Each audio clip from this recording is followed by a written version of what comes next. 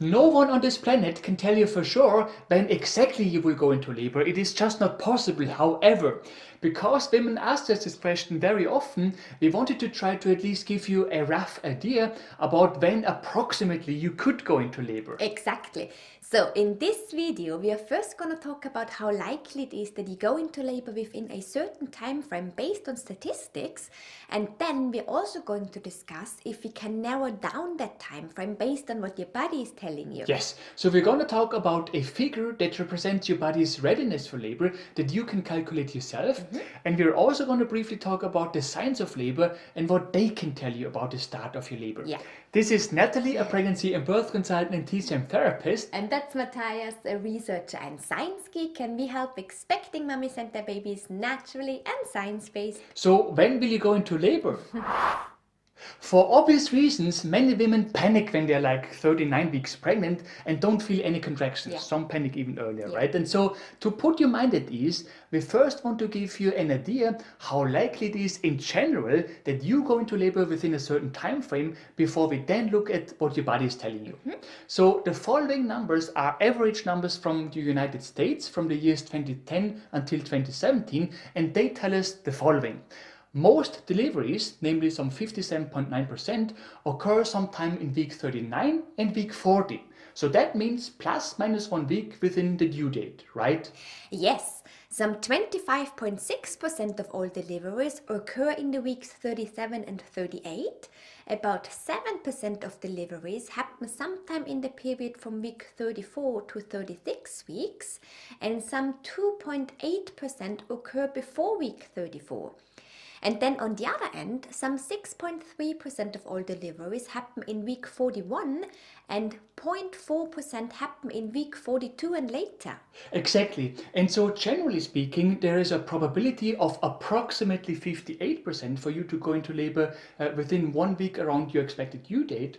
And there is a probability of approximately 83.5% that you go into labor sometime between week 37 and week 40. But please underline the word approximately at least 5 times, right? Because first of all, the numbers that we mentioned earlier also include inductions and C-sections. So technically, they're not only about spontaneous deliveries.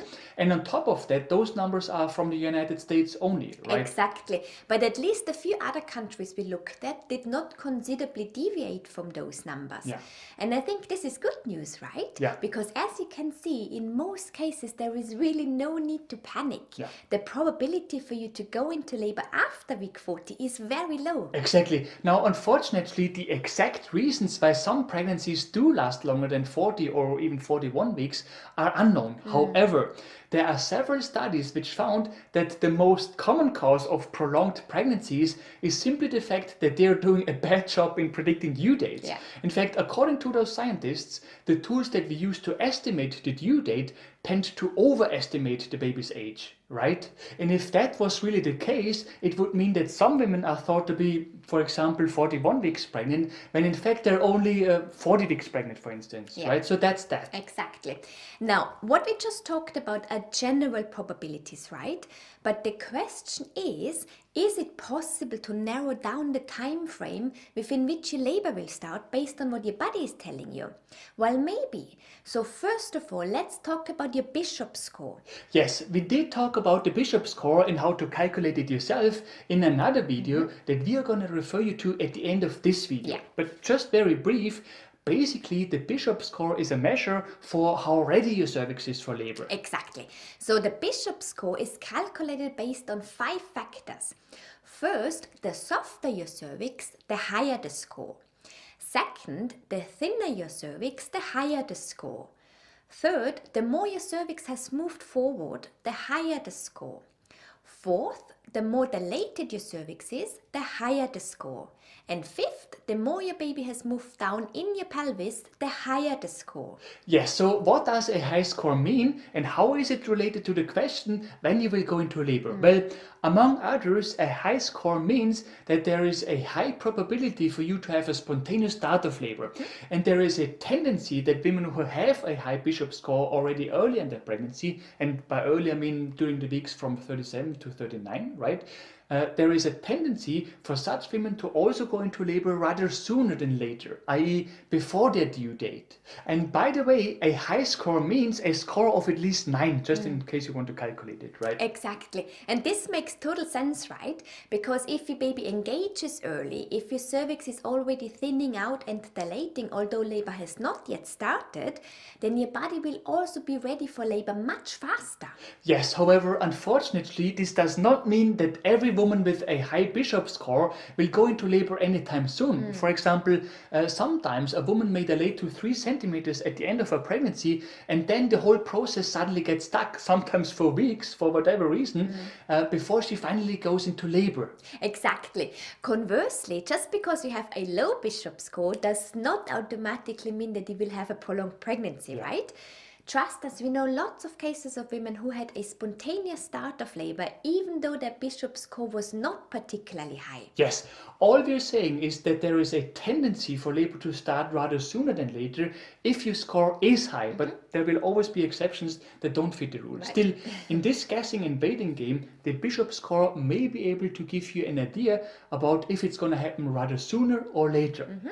Now, the question is, can we narrow down the time frame within which your labor will start even further? Well, maybe if we look at the signs of labor. Yes, but please keep in mind that even in that case, 100% reliable prediction is just not possible. Yeah. But what most of the so-called signs of labor can do is tell you that your body is preparing for labor. Yes, so we're talking about signs like mucus plug discharge, bloody show, the baby engaging in the pelvis, lightning crotches, more back pain, more Braxton Hicks contractions, etc.